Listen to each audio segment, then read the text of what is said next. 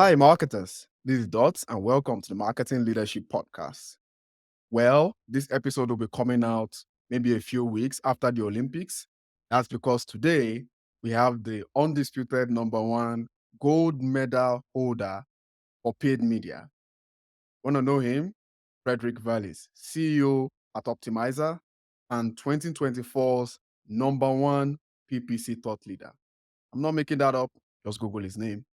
Anyway, today we will discuss growing your brand and beating competition with paid media automation. This is a very interesting topic, and I'd like you guys to start. Frederick, well done. How are you doing? Welcome. I'm good. Thanks for having me on, Dots, and thanks for giving me a gold medal. I've been number one, but never gotten the medal for that one. So thank you. Absolutely. For those who don't know you, and I will not try to exaggerate the fandom here. I think I know you've been popping up thanks to folks like Mike Stesner of Social Media Examiner back in the early 2010s, 2012, 2013 to be exact. But also of recent, in the last 5 years, when I've started to get into thought leadership and things like that, and learning more about how you do. Uh, Also, most of the people on this pod who are into marketing might know you, but for some who don't, can you please tell us a bit about yourself? I know you get out all the time with podcast episodes, but it's always very important. So please tell us a bit about yourself, your background, and how you found yourself at the top of PPC. Yeah. Well, I guess my claim to fame is that I was an early Googler. So I joined Google in 2002 after Mm. being out of college for a couple of years. And AdWords was this PPC product that was kind of fledgling and it was starting to gain momentum, but it wasn't quite the multi-billion-dollar company that it is today. The And it acquisition needs already someone. happened then, right? I think Google bought a company and became AdWords. I can't remember, but yeah, you tell us the story. Well, yeah, I mean, so they weren't the first to do PPC advertising. That was GoTo, and so there was a lawsuit eventually Oh, from the IAC company. But yeah, I mean, Google had independently invented the AdWords system, and the nuance that they had put in was it's not just pay per click, which somebody else was doing in the past, but they had also brought in a component which nowadays is called quality score. But back then, they just thought about relevance. And they had a very unique way of ranking the ads, which combined how much you were willing to spend on a click, but also how many people who would see the ad would also click on it, the click through rate. yeah. And that was sort of the magic combination that all of a sudden made online advertising really effective. The relevance meant that it was useful for people doing the search. The fact that it was a cost per click system meant that it was effective for the advertiser. And it was really effective for the publisher, Google in that case, because they were combining these two factors to have the highest monetization possible. And so that's really how the web shifted in a large degree, I think, because up until that day, ads on Yahoo, on Excite, Excite is not around anymore for obvious reasons, but like the ads on those domains, it just weren't useful. They were plastered. They were trying to distract you from what you were trying to do.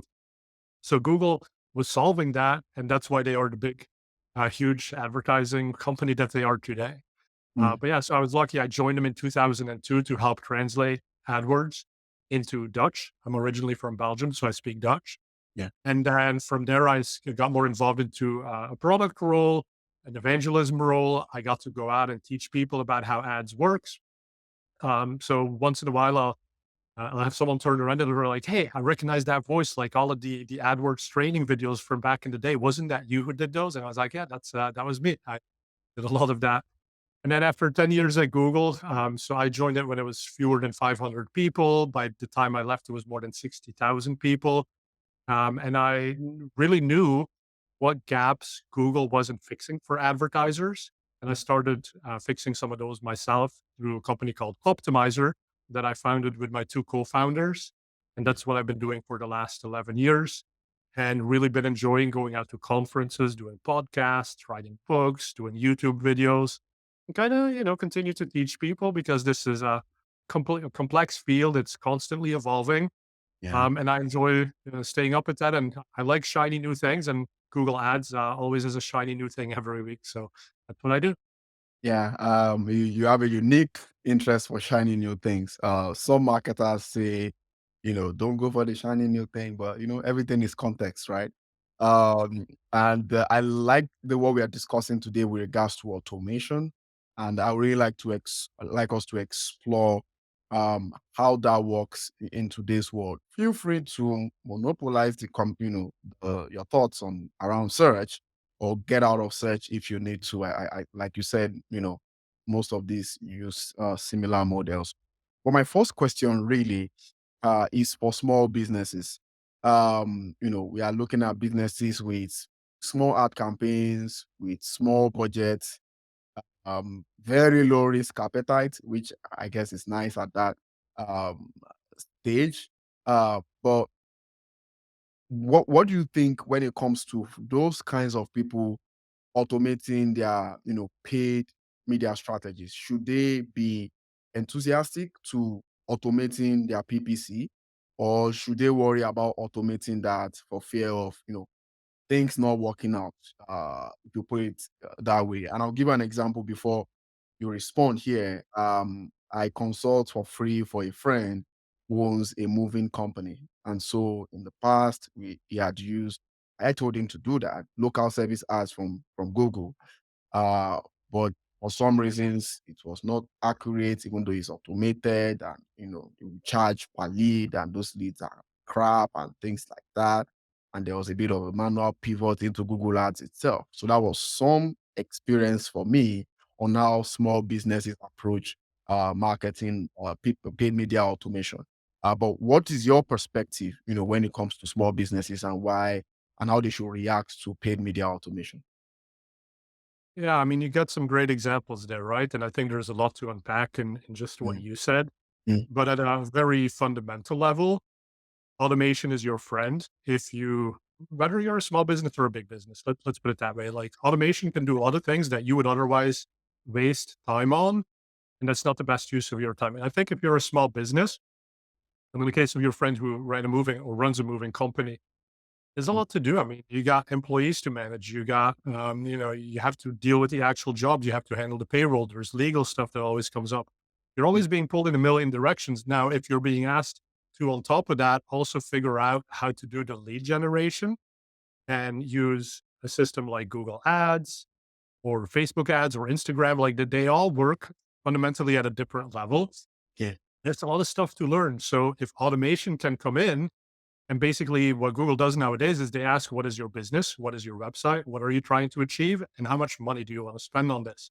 Mm, From there, they'll figure out the hard stuff like what are the keywords? What are the landing pages? What might the ads have to look like? How do we connect that to the correct audiences? mm, And so you probably don't have time to become an expert in all of these things. So at that level, yeah, absolutely use automation. mm, But then what you kind of got into was, okay, well, now you have this automation running, but you've done a poor job of telling it what your actual goal is, right? Because a lot of 'cause small businesses, they come in and they're like, well, I need more leads. But when they say they need more leads, that's not really what they mean. They mean, I need more customers. yeah. In connecting what is a lead, someone coming to your website and filling out a form on the page versus that lead generated going through your CRM system, going through the sales pipeline and actually becoming a customer. That's the thing they often don't track. And so now they might complain and say, okay, well, I got too many leads, but they're all junk leads. They're not converting and Mm, they're frustrated and they leave. But that's not because automation is broken. It's because you haven't given automation all of the inputs to help it do the job that you wanted it to do.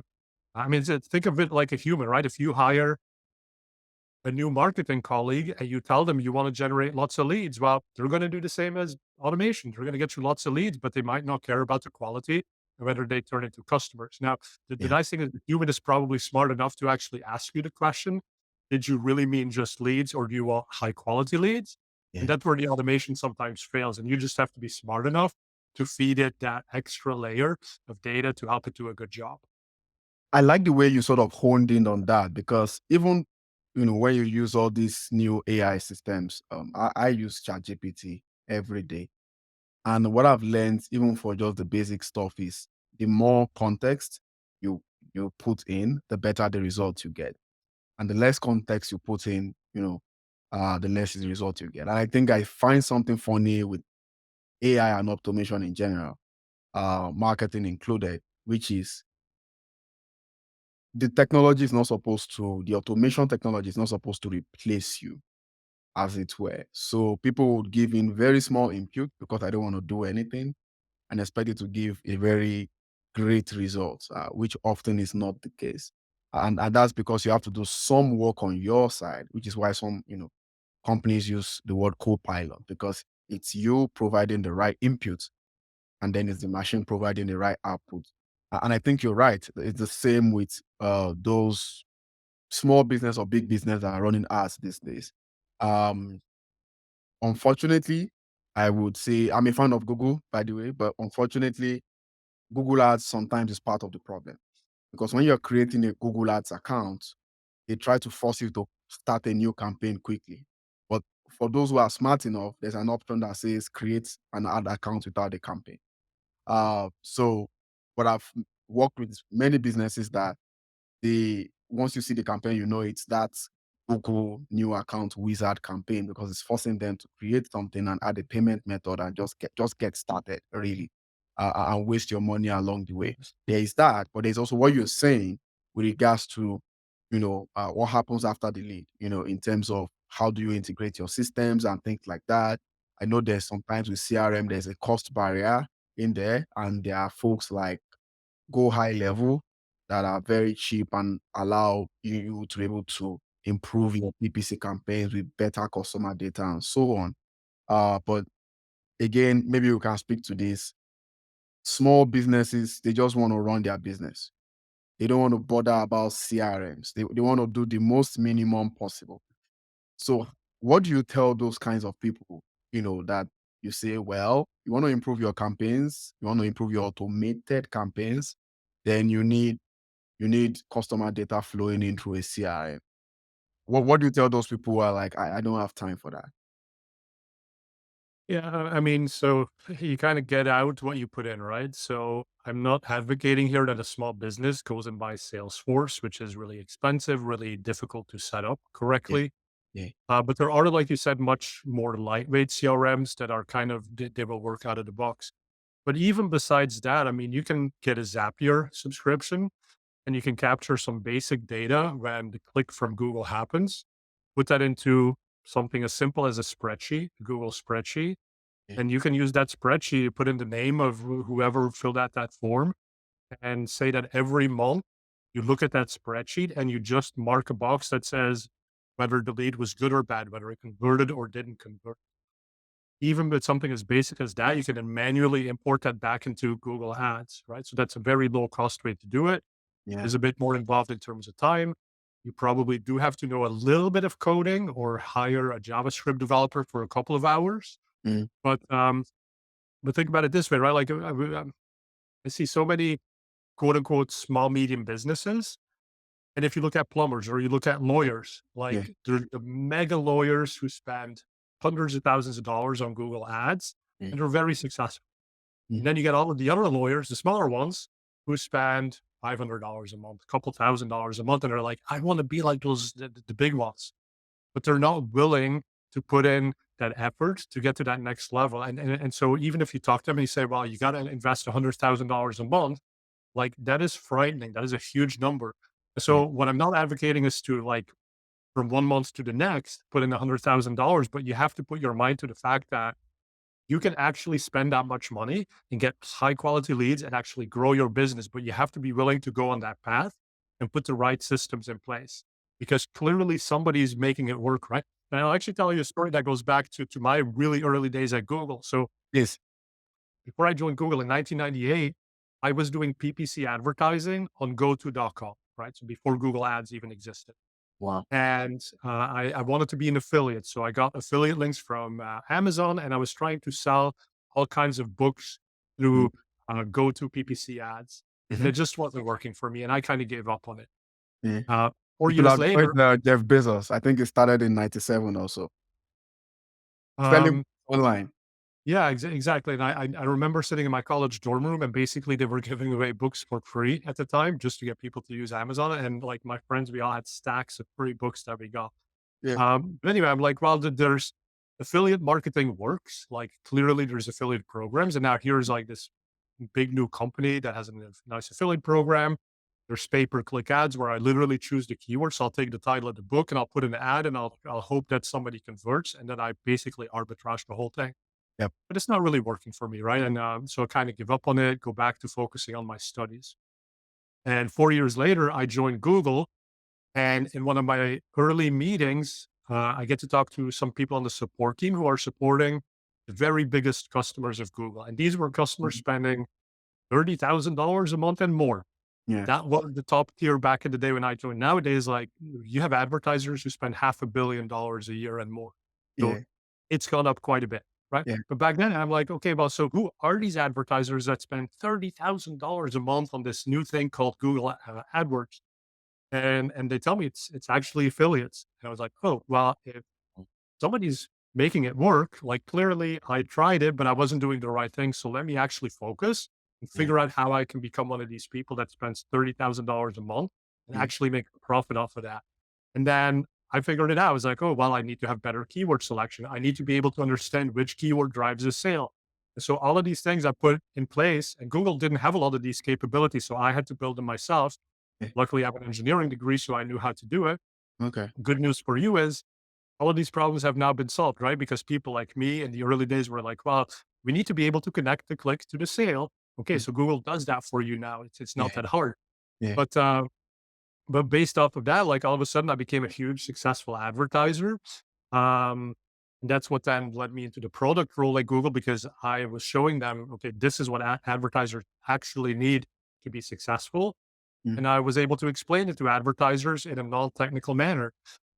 So I had this really fun role, but it's also a really clear illustration that if you see someone who's successfully doing this thing that you aspire to, Mm. like it doesn't just fall into their laps, right? There's a system, there's a process that they go through where they take some risks along the way, they do some like really strategic projects, and then they get to that point. And that's possible for you too. But to say, Yeah. oh, I'm not going to spend a lot of effort on like communicating what is an actual sale as opposed to a lead. That is probably one of the biggest strategic mistakes you can make along the way because it's always going to hold you back from having the automation do the work that it needs to do. Very, very awesome points.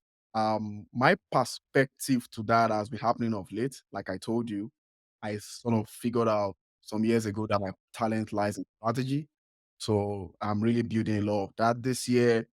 And one of the things that I put out there in terms of whether I'm a fit for a brand, product marketing brand that needs strategy is the fact that you need to have some, regardless of your budget, you need to have some big thinking scenarios, situations. And I'm not saying get, like you said, unlimited funds to be able to do anything, but at least I think it's not even about the funds. First of all, it's about the idea, right? Be able to try some of those things that the big boys are doing, even at a small scale, and then maybe that might help you uh, arbitrage, if I were to use that, right? Where you just turn the ratio on there, and then it keeps growing and it keeps snowballing. And if you don't do that, sometimes it takes time, sometimes it takes uncertainty because you never know. You might not get the kind of results that you get when it comes to paid media. Right now, there's a huge focus on creative. So there's the distribution side, there's the creative side, and now people are focusing a lot more on creative, which is nice to be able to improve your creative so that your ads are even more effective. But there's still some businesses that are, I guess, there's just this thing with certainty, with small business, and I completely get it. Many times it's very foolish to invest resources to do certain things. But um, well, fortune favors the bold, and we are on the verge of another economic boom right now. So it's time for you to be able to take advantage of automation here. Now, the next question really is about paid media optimization. That is in my opinion, the first use case for automation anyway, is the fact that all these tech companies have been able to develop systems or algorithms that is able to spot automation opportunities driven by machine learning, artificial intelligence. Many people don't know the difference, but um, can you really speak to that? And what I'm perspective I'm asking for is how has things improved in general? You know, why is Google still behind? And we have to, rely on tools like Optmyzr, or back in the day, we had him on the podcast as well, WordStream, to perform all these external audits that Google Ads could easily impute into their so-called recommendations, which is, for those who are geeky enough, will be able to say that it's not as strong as it should be. But can you give us that macro level history of how optimization or automated optimization has improved, and what would you like to see happen in future? Yeah. So ultimately, I think people want to be in control. And you kind of alluded to this. And so automation, again, it's great at helping us save time with some of the tasks that are tedious and repetitive. Mm, But ultimately, you as the marketer, you as the business owner, you really understand what is effective for your business, maybe the things that you've tried in the past. And so you build a strategy around this. mm, Now, Google Ads itself has to be flexible because it is used by millions of advertisers in every conceivable industry, in mm, every country of the world, right? So, how do you build a system that does any type of marketing for anyone possible? Well, it's going to lead to situations where there are so many settings that it's very easy for you to make a mistake. And maybe you make that next campaign, but you forget to do that one geo targeting setting that you'd already applied to your five last campaigns. And so that's where automation and safeguards and guardrails come into play. yeah. And that's, you could certainly argue that Google should do these things. But then, there's companies, like I said, like Optmyzr and others that are out there that will do this for you. And so we think about our company, about helping you automate, but it's also PPC insurance, Mm, right? You have all these machines from Google who have some incentives to help Google be more successful. That's what's driving them. But you want your business it's to be brave safe for you from to them. say that as well, given that you have a Google at your backdrop. But yes, you're right. You're right. So go. Exactly. I mean, listen, I'm a big fan of Google, and you said you're a big fan of Google too. And I think ultimately Google wants to achieve the right thing. And listen, if Google was doing completely the wrong thing, that Mm, would not be sustainable as a business, right? Like yeah, advertisers would be dropping off by the millions, and yeah. they'd eventually have no business left. So by Mm, and large, they try to do the right thing, but it's a mm, complicated problem. And so, can you, as an individual advertiser, trust that they have your individual interest at mind? At heart? No, you can't because like you are different from everyone else. So the only way to make sure that you're getting the results you need is for you to take charge of that. And mm, that you can do through a tool like Optmyzr, where you can set up your own automations. You can put in place the guardrails so that if the system from Google, say that you have automated bidding from Google, or you're mm, letting them use broad match and figure out which search terms to show your ad for, well, now you can use Optmyzr. You can automatically look at that list of the search terms and you can use your own metrics to decide, okay, well, maybe this search term that Google decided might be relevant. Like yeah. semantically, yes, it's relevant, but me as the business owner, I may have some other metrics that tell me that's not a good direction to take the Common business. sense. You can Yeah. automatically turn that off. And so I think that's the place for these third party tools, and then tools like Optmyzr are reasonably affordable. They're certainly going to save you. I mean, we every month we have new customers come in who are Mm, spending $50,000 on some placement on the display network that they didn't even realize they were spending money on. You take that $50,000, well, you can pay for a couple of years of Optmyzr and yeah. still make money. So, like, why not, right? Yes. And that's right. And all this you said is around the point of PPC insurance, which I love because, and I'll give two extreme cases. I've been doing PPC for 10 years. I just founded a company, co-founded a company 2 years ago that is heavily based on display. So we sort of scotched it. And that made me to learn a little bit more. And one of the things that I would have felt, say, an optimizer can help with is placement exclusion. Because, you know, when it comes to ad placement, if even if your targeting is stressfully specific, sometimes you still get people in, you're trying to target B2B, for example, or B2B interactions or B2B behavior, and you still see a lot of placements in games, and so on and so forth. And being able to have an insurance that allows you to do that at scale, I think will really be nice. The other case for PPC insurance and why, our third party tool have to continue to exist is on the search side. Just as you mentioned, I recently renewed my certification for Google Ads search, and now you can see that they are starting to project that broad match, uh, you know, automated bidding. I can't remember the last one, but it's kind of like a three pillars of the next Google Ads. And people are not really looking at the inherent, even performance marks, right? People are not looking at the inherent risks involved with targeting the wrong person. Um, Found myself, especially I can remember two, but there are many where I'm marketing for a translation services company, and you have to struggle every day to not target people using Google Translate. I've I've I've found myself marketing for GPS tracker companies, and you're struggling to not target people, that are tracking their package from UPS or from Amazon. So there are all these extreme nuances that I think, despite the improvement, as you what you have said, still need a lot of work when it comes to the technology trying to automate for us.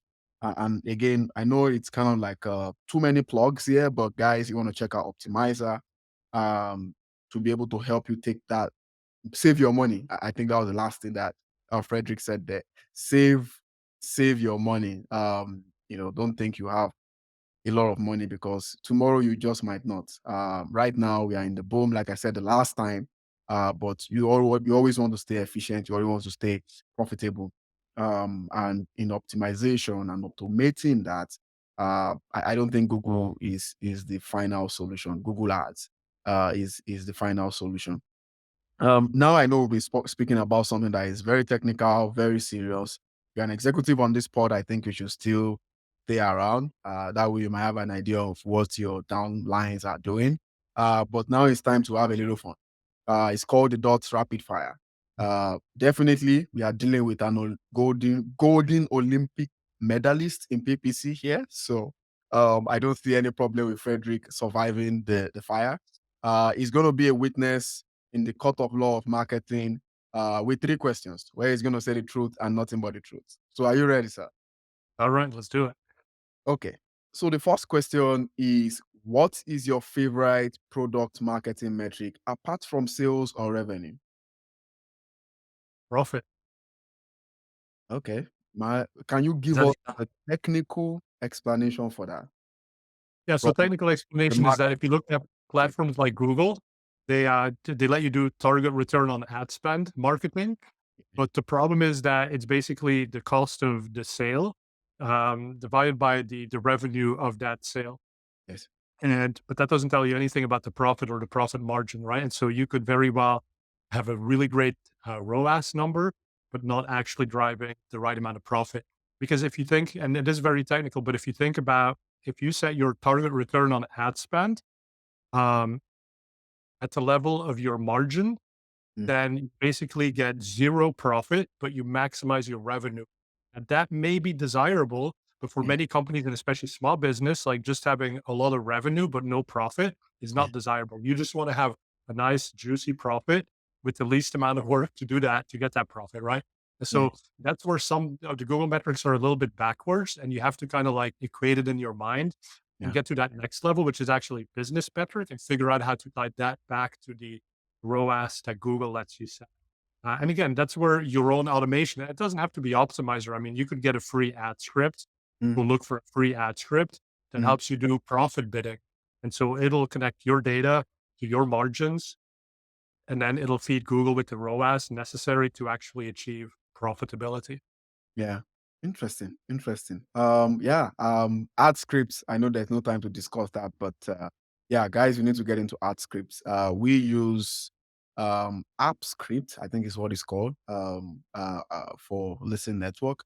But the second point there, just to back up what Frederick said, is all he's saying is you need to have your financial models right. It doesn't have to be super detailed, but you need to have it right. And if you guys don't mind me, just to draw a plug there, I've got a free resource on financial models that I worked on over the past 5 years, available free that for free download on my website dotslovesmarketing.com. If you're able to use a financial model like that, then it might be able to guide you on what the right conversion tracking settings will be for your PPC. And then you are actually growing and making profits, at the same time. Although I know that some guys in SaaS will disagree with us, it is, revenue before anything else, because there's always the subscription money at the back of it. But anyway, that's another topic for another day. You're still on the rapid fire here, and two questions left. The second one is a bit casual. How long do you use social media every day for work? So actually not that much. And Ah, I'm very sporadic. So I'm not like on there constantly. But on any given day, maybe 30 to 40 minutes.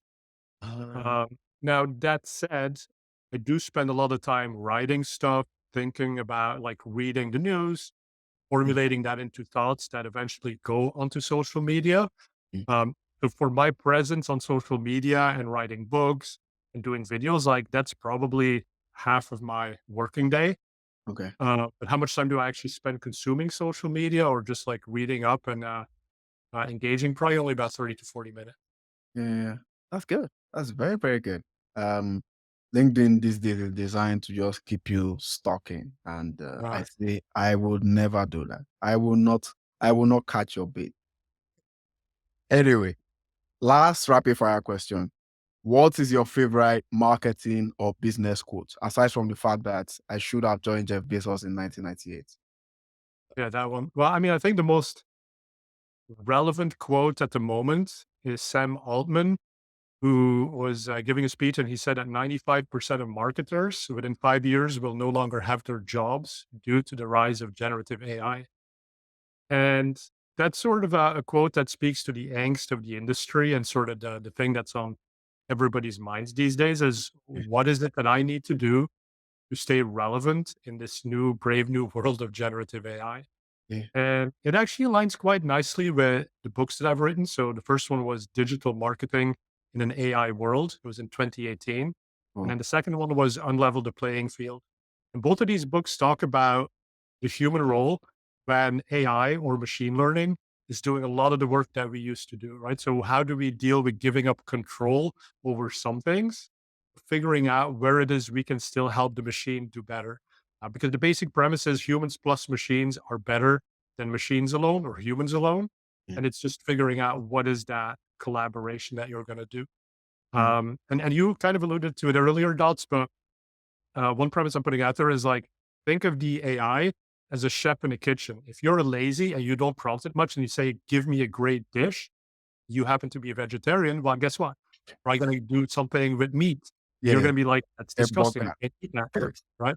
But you didn't do the work of providing it the recipes, the details about what it is you enjoy, what ingredients are available. And so think of the AI as that chef. The more specific you can get about what it is that it needs to cook for you, it's going to be super creative. It's going to do something that maybe you've never had before, but it's going to be delicious. But Yeah. you have to put in that work. Yeah, yeah, interesting. I mean, I've seen that quote you mentioned a couple of times, and I wish he had finished it up by also saying that there will be some new jobs created as well. It's not that we all have to compete for that. Mm. Isn't 10% of 90? Because I mean, look, imagine I was watching Power Rangers in 1998, right? I never knew that something called digital marketing strategy or PPC manager will be able to give anybody around the world a six-figure income. That got created because of the advancement in technology. So there's some silver lining there. If you're out there, that even though AI is going to cut a lot of jobs, it's going to actually create some jobs. And as Frederick said, you really want to follow the industry, learn as much as you can, try to do a bit of future prediction as well, even though nothing is certain or guaranteed, and just see how it goes. Right. Follow. Do you have a podcast, Frederick? I do. It's called Yeah. PPC Town Hall. You can Oh, find it on the Optmyzr site and the resources, yeah, or you can just go to YouTube. It's a video podcast. yeah. You can Okay, also follow me at Silicon Vallaeys on social media. But yeah, I mean, to your point that you just made too, like there's a really interesting study from MIT that said that 6 out of 10, I believe, and then I'd have to confirm that, but it's roughly 6 out of 10 jobs that exist today did not exist in the 1940s. Exactly. So you know what we're doing today, like podcasting. Podcasting was not a job because technically it wasn't possible. I mean, the technology wasn't there. Yeah. So, and like employment levels are quite high compared to historically, right? So we're clearly doing stuff, we're working, we're getting enjoyment, we're being useful. It's just Yeah. we're being useful in different ways than what we might have grown up thinking we would do. Yeah, absolutely. Guys, if you've been listening to the pod, you will know that. And the reason why I asked whether it's got a podcast is you need to keep following people like him, because there's a reason why he's number one PPC thought leader in the world, because he is at the forefront of what's going on in the industry. That was basically my point there.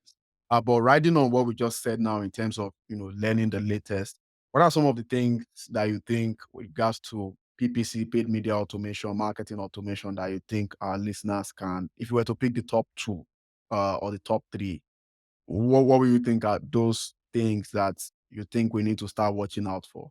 As I usually say in the office, those existential PPC matters that disturb you when you're in the bathroom.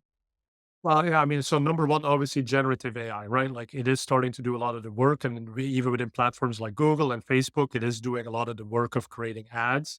Mm. So figuring out how you can help it do a better job. How do you teach it your brand guidelines? How do you stay on top of it? How do you put PPC insurance in place? Yeah. That's number one. I think number two, that's probably not thought about enough, or that's maybe thought about but misunderstood, is the deprecation of third-party cookies. So Google, by the time you're watching this, it's been a couple of weeks, but they announced that they're no longer going to deprecate third-party cookies in Google Chrome. Yeah. Now, some people think that means that, hey, great, we get to do everything like we've been doing it in the past. The targeting is not going to change. Yeah. The fact is, Google is going to put a message in Chrome that asks users, do you want to be tracked? Much like what you would see on an iPhone. And Yeah. 72% of people who see that on an iPhone decide not to be tracked. So the news that third-party cookies are not going away is maybe a little bit overstating the fact that, yes, you still need to worry about first-party data. Now, first-party data is often misunderstood, and companies don't have good plans for doing something with this, collecting it and activating on it. Yeah. First-party data is stuff as simple as, what is the margin of the product that you sell? If you sell a product through Google and you're Mm. bidding for a return on ad spend, Mm. your margin data on that product, that is your first party data that enables you to do the strategy that I told you, which is bid for profit. That's Yeah. huge. Yeah. When it comes to lead gen, it's about knowing who your customers are, signing them up for a newsletter so that you can reach out to them, even if maybe remarketing becomes more challenging, right? So there Yeah. are ways that you have your first party data, Yeah. but you have to, and that, by the way, any website you go to, like the first thing they ask is, you want a 10% discount, put your email right there. The That's right. reason they That's do it right. is because it's their first party data. It's their way of capturing who you are and build that relationship with you without having to go through a third party, which is going to become harder over time. Yeah. So I think that's the number two. That's really important. Mhm. Um, and then number three, let me go back to generative AI. It's Mhm. sort of the question of, where will people spend time? And so there's a really interesting change in the consumer journey. We've Yeah. all heard about the marketing funnel, right? So you got your Yeah. marketing funnel, Yeah. but what we're saying is it's more complicated than that. There's a journey. So people jump back and forth. You have Yeah. so many touch points. Yeah. It takes a long time for someone to convert, but in a way, the consumer journey is actually shortening quite a bit Yeah. thanks to social media, Yes. because the whole awareness and consideration step is bypassed. You can literally be on social media, you see an ad for something that you're like, oh, that's kind of cool, and it's cheap enough that I'm just going to instantly buy it without doing research on it. Yes. And That that's a is new me. behavior. Right? That's you. That's me. That's all of us. I mean, let's admit it, right? We've all done that purchase. Now, Yeah. the other one that's happening, driven by generative AI, is the fact that um, instead of going to Google and typing in a keyword and getting like results and Yep. looking through 20 web pages, you Yeah. have a conversation with Gemini or Chat GPT. And Yeah. through that conversation, you're getting all the information you need. And what Microsoft found was that people more quickly get the answer they need, but Yeah. rather than just being satisfied and buying the thing, they actually keep the conversation going. So they're extending the amount of time they spend in generative AI conversations with a chatbot. Yeah. And now, by the time they come to your website or your landing page, the conversion rate is much better because they're much better informed. They actually know that this is the thing they want. They understand much more about it. Yeah. But so what you have to think about is like, rather than spending a lot of time on my landing page and my CRO, Mm. maybe need to figure out how to do generative engine optimization. So I've heard it called geo now, Ah, generative engine optimization. yeah. And that's a huge shift, right? Yeah. And so ads will become part of that process. And as part of that, also think about Chat GPT as what they call quote unquote actions. Mhm. So what's beautiful about ChatGPT is you can have a great conversation. It can give you great advice about the thing you should buy, the Yeah. places you should go visit on a vacation, but it Yeah. doesn't give you a way to actually book these things or buy Yeah. these things. Yeah. Now, there is a framework that they have that enables that. These are called actions.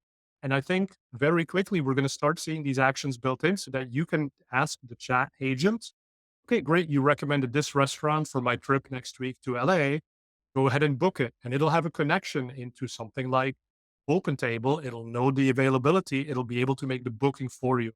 So Yeah. now your landing page is completely out of the mix. It's all being done through a chat agent. I think that's a huge revolution. It's going to change how we think about marketing. Yeah. Wow. Wow. That's deep. Guys, and I hope you agree with me as well. That is very deep. Well, we are just almost at time. Promise Frederick 25 minutes. But I think we've done double because it's just so much loaded with wisdom. So thank you so much for sharing that and all the great perspectives there. I am always excited to interview popular influencers that actually know what they are doing. And with all due respect, there are a few popular influencers that don't know too much on what they are doing. So thank you so Of much course. once again. Thank you, Doc. And, That's very kind of you. no worries, Thanks no everyone for worries. watching. Yeah, and I'm about to bring it back the plug again in terms of where people can find you and learn more about you. So where is that? Yeah, so definitely connect on LinkedIn, Frederick Vallaeys. On X, I am at Silicon Valleys, which is a play obviously on the word Silicon Valley, Mm. and then my last name, which is Valleys. So Yeah, we'll put the spelling of that, I'm sure, in the show notes. yeah, And then I have a podcast called PPC Town Hall. We're rebranding that, but you'll still be able to find it under that name as we rebranded for the modern brave world of generative AI. And then optmyzr.com is another place where you can find all the links to the videos that we do and the newsletters that we have and all of that good stuff. yeah, absolutely. Guys, if you want to find out great episodes like this from the top marketers, of which I've been, with all humility, fortunate to come across and speak to, you want to check out my website, dotslovesmarketing.com. You can also subscribe so you never miss any of the episodes. I'm on all the major platforms, Spotify, Apple, and YouTube. Of course, please make sure that you follow Frederick's Town Hall podcast first before you do mine. And guys, just stay tuned. Until next time, connect the dots.